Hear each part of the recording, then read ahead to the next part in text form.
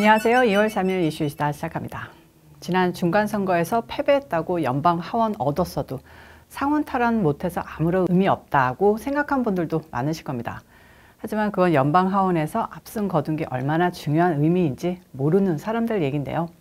어제 또 증명됐습니다. 일한 오마르, 이슬람이며 히잡 쓰고 의회에 나타나는 좌파 의원이 미국의 국방과 외교 정책을 주무르는 외교위원회에 소속돼 온갖 논란이 있었지만 민주당 다수당이라는 이유로 지난 4년 동안 꿈쩍도 안 했었는데요. 공화당이 다수당이 되자마자 오마르를 외교위에서 쫓아냈습니다. 2일 본회의에서 하원은 미네소타의 일한 오마르 민주당 하원의원을 외교위에서 제명하는 내용이 담긴 결의안을 찬성 218표, 반대 211표로 통과시켰습니다. 공화당에선 기권 1명을 빼고 모두 찬성했고 민주당은 물론 전원 반대표를 던졌습니다. 결의안은 트럼프 행정부의 공직자 출신인 오하이오의 맥스 밀러 공화당 의원이 발의했습니다. 결의안을 살펴보면 오마르 의원의 발언이 하원에 불명예를 안겼다고 했습니다. 오마르를 제명시킨 직접적인 구실은 지난 2019년 발언 때문인데요. 당시 오마르 의원은 미국 연방의회 의원들이 이스라엘을 지지하는 건 돈 때문이다라는 취지로 말해 논란을 일으켰습니다. 당시 그녀는 소셜미디어에 친이스라엘 로비 단체인 미국 이스라엘 공공정책위원회를 겨냥해 문제는 모두 벤자민 베이비라고 올렸습니다. 벤자민이 누구냐고요? 바로 $100 지폐에 그려진 인물입니다. 또 소셜미디어에 누가 이스라엘을 지지해달라고 의원들에게 돈을 주느냐라고 댓글을 달자 미국 이스라엘 공공정책위원회라고 적었었습니다. 또 지난 2021년 5월엔 이스라엘의 팔레스타인 정책을 겨냥해 아파르트 헤이트 국가라고 비판해 논란을 일으켰었는데요.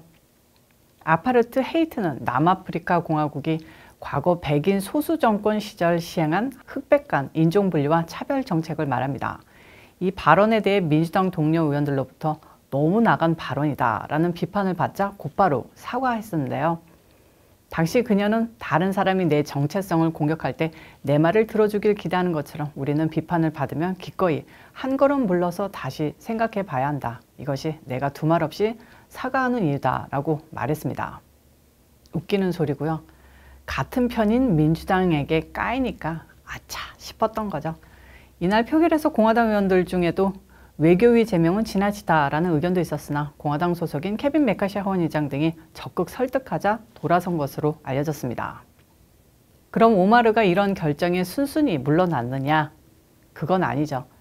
오마르는 이날 이것은 누가 미국인이 될 수 있느냐에 대한 것이다. 아프리카 이슬람 이민자 출신인 내가 표적이 됐다는 것에 놀랄 사람이 있겠느냐고 반발했습니다. 또 내 목소리는 더 커지고 강해질 것이고 내가 앞서가며 한 일은 세계에서 축하받을 것이다 라고 말했습니다. 민주당 의원들도 반대 토론에서 이 결의안이 오마르 의원의 출신을 문제 삼는 인종주의적 공격이라고 버럭했습니다. 민주당 원내대표 하킨 제프리스는 오마르 의원이 실수한 적도 있고 반유대적 비유를 사용한 적도 있지만 이것은 그에 대한 표결이 아니라 정치적 보복이라고 했는데요. 2년 전 민주당이 다수당이던 하원에서 대통령 충성파 마조리 테일러 그린 의원과 폴 고사 의원을 상임위에서 제명했던 사실을 가리킨 겁니다.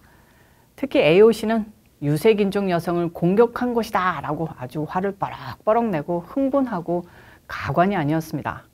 자, 그럼 이 오마르가 왜 이렇게 이스라엘을 싫어하느냐?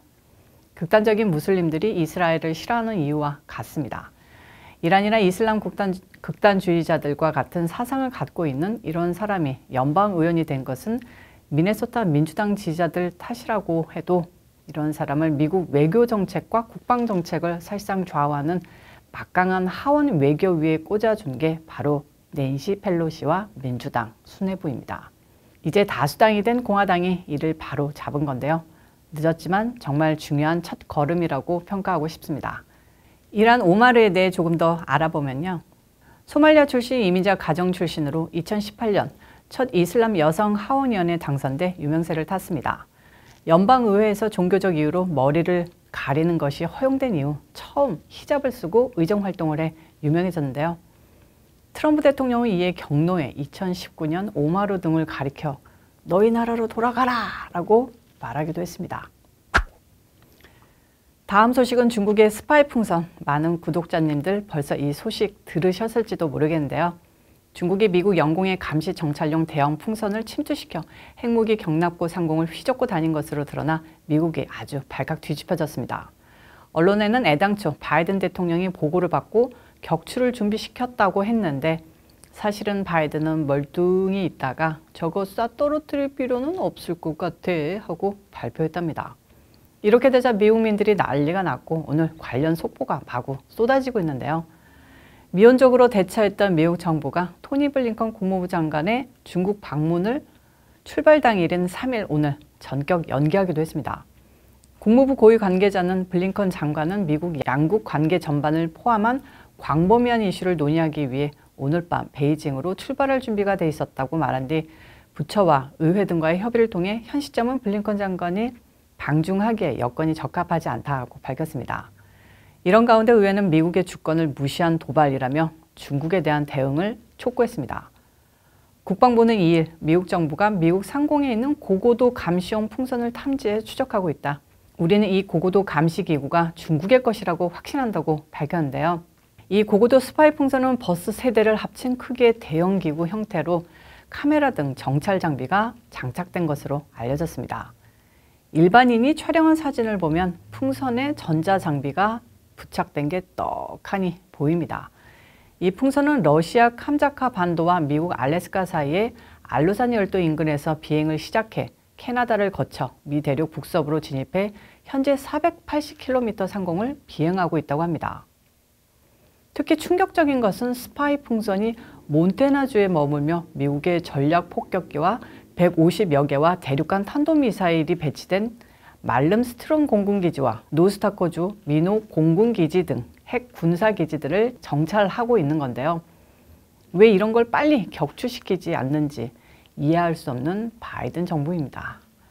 몬태나주 주지사도 소셜미디어에 당장 격추시켜, 슈리 다운 나우 라고 강력하게 써놨는데 바이든 정부는 괜히 격추시키면 파편인 민간인이나 시설에 피해를 입힐 수 있다 이러고 있는데 온통 황야와 황무지에다가 솥대들 풀 뜯는 몬태나에 무슨 피해 걱정을 하는지 눈치 보는 이유는 단 하나겠죠. 시진핑 심기 거스릴까 봐겠죠. 아무튼 국방부는 바이든 대통령의 보고를 받았으며 군 당국은 풍선을 격추시키기 위해 F-22 전투기 등을 준비시켰다고 밝혔습니다. 필리핀을 방문 중이던 로이드 오스틴 국방장관 역시 현지에서 군 지휘부 회의를 여는 등 비상대응에 나섰다고 합니다. 중국은 어떻게 반응했을까요? 중국 외교부는 상황을 파악 중이다. 쌍방이 함께 냉정하고 신중하게 처리하길 희망한다 하고 뻔뻔한 소리를 날렸는데요. 마오닝 중국 외교부 대변인은 관련 보도를 인지했다. 사실이 명확히 밝혀지기 전에 추측하고 사안을 선전하는 것은 문제를 적절하게 해결하는 데 도움이 되지 않는다고 말했다고 합니다. 마오 대변인의 이날 발언은 한마디로 사실무근이라는 식의 부인 반응을 보인 것이죠. 긍정도 부정도 아닌데요. 대부분 이럴 때는 구린 게 있는 거죠. 공산당이 검열하는 중국 언론도 우리 풍선이 이게 어떻게 미국까지 어케 날아갔어 마야 메이드 인 차이나 불량품 많았어 마야 라는 반응이었습니다. 그런데 미국이 예상보다 세게 나오자 중국이 바짝 엎드렸습니다. 중국 정부가 미국 본토의 영공을 비행한 스파이 풍선이 중국 것임을 인정하고 유감을 표명한 건데요. 어제까지도 발뺌했던 중국 외교부 대변인이 오늘 그 비행선은 중국에서 간 것으로 민수용 성질에 속하며 기상 등 과학 연구에 사용되는 것이다. 편서풍의 영향과 자신의 통제 능력상 한계로 예정된 항로를 심각하게 벗어났다고 밝혔습니다. 또한 중국 측은 비행선이 불가항력으로 미국에 잘못 들어간 것에 대해 유감을 표한다며 중국은 앞으로 미국 측과 소통을 유지하며 의외의 상황을 적절히 처리할 것이라고 말했다고 합니다. 이번 스파이 풍선의 출현은 냉전시대 소련이 보낸 이후 수십 년 만인데요. 당국은 다수의 정찰 위성을 보유하고 있는 중국이 왜 굳이 스파이 풍선을 보내서 미국을 염탐할까 머리를 쥐어짜고 있다고 합니다. 일각에선 중국이 블링컨 장관의 5일 방중을 앞두고 미국의 대응을 시험하려 한 것 아니냐라는 관측도 나오는데요. 블링컨 장관은 중국을 방문해 칭강신인 외교부장 시진핑 중국 국가주석과 회담을 가질 것으로 알려졌습니다. 미국의 국무장관이 중국을 방문해 시 주석과 만나는 것은 2017년 이후 약 6년 만인데요. 이 자리에서 스파이 풍선에 대해 국무장관이 어떤 식으로 항의를 할지, 그냥 중국 눈치 봐서 넘어갈지, 이런 아주 중국스러운, 마치 바둑으로 돌 하나를 놓는 것 같은 포석이라는 거죠. 어이가 없습니다. 트럼프 대통령 시절 중국이 이런 시도를 할 수 있었을까요? 태통이었다면 중국 스파이 풍선이 미국 핵 기지를 염탐한다? 그냥 격추시키고 중국에 사과하라 윽박하고 보복 조치 취했을 겁니다.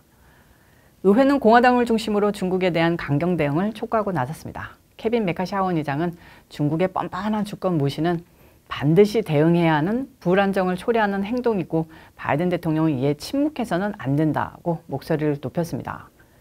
미하원 중국 특별위원장인 마이크 갤러거 공화당 의원도 중국의 위협이 먼 바다에 국한된 것이 아니라 미국 본토에 있다는 것을 보여주는 것이다.